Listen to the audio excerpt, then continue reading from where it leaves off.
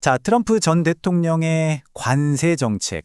이게 어떻게 전 세계를 뒤흔드는 무역 전쟁이 됐고 또 결국에는 미국 최고법원까지 가게 됐을까요? 이번 시간에는 그 격동의 과정을 한번 쭉 따라가 보겠습니다. 이 모든 일의 시작, 그 중심에는요, 바로 도널드 트럼프의 이 한마디가 있었어요. 이 말이 앞으로 벌어질 모든 일들의 뭐랄까요? 예고편 같았다고 할까요? 자, 그럼 이제 본격적으로 한번 들어가 볼까요? 모든 건 트럼프 대통령이 가장 아끼던 무기, 바로 이 관세에서부터 시작됩니다. 근데 상호관세라는 게 정확히 뭘까요? 사실 개념은 진짜 간단해요. 상대방이 우리한테 10% 관세를 매기면 우리도 똑같이 10%를 매기겠다. 한마디로 눈에는 눈, 이에는 이 전략인 거죠. 근데 이게 단순히 무역 적자 줄이려고 한 것만은 아니었어요. 훨씬 더 큰 그림이 있었던 거죠. 이 관세를 뭐랄까 거의 만능 열쇠처럼 쓴 거예요. 이민 문제, 심지어는 마약 문제까지 온갖 외교 현안을 해결하는 도구로 활용하려 했던 겁니다. 그리고 이 계획, 정말이지 엄청나게 빠른 속도로 또 아주 넓은 범위에 걸쳐서 실행에 옮겨집니다. 이건 그냥 전 세계를 상대로 한 관세 기습 공격이나 다름없었어요. 자, 2025년 초반 타임라인을 한번 보세요. 정말 숨가쁘게 돌아가거든요. 1월에 멕시코, 캐나다 딱 찍고 바로 다음 달인 2월엔 중국, 그리고 철강이랑 알루미늄 관세까지 발표해버려요. 근데 이게 끝이 아니에요. 불과 2달 뒤인 4월에는 아예 전 세계를 대상으로 한 상호관세 계획을 공식적으로 내놓습니다. 와, 정말 정신없는 속도죠. 미국이 이렇게 나오니까 다른 나라들이 가만히 있었을까요? 당연히 아니죠. 바로 연쇄 반응이 일어납니다. 예를 들어서 미국이 전 세계의 철강, 알루미늄에 25% 관세를 때리니까 EU가 곧바로 우리도 가만 안 있는다 하면서 보복 관세로 맞받아친 거죠. 이런 식으로 서로 주먹을 주고받는 게 이 무역 전쟁의 전형적인 모습이 되어버렸어요.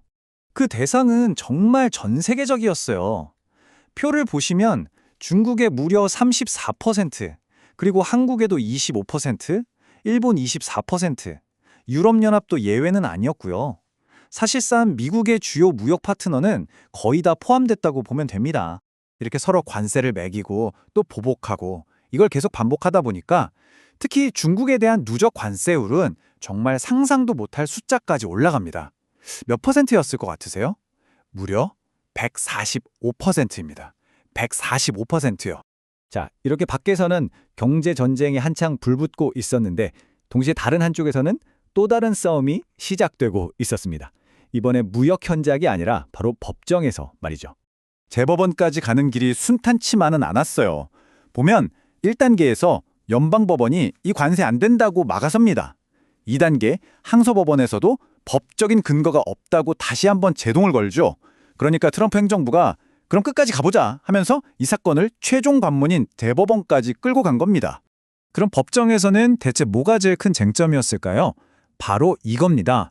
대통령이 과연 국제비상경제권한법, 영어로는 IEEPA라고 하는데요. 이 법을 근거로 이런 관세를 마음대로 부과할 수 있는 권한이 있느냐 없느냐 이 질문에 모든 게 달려 있었던 거죠.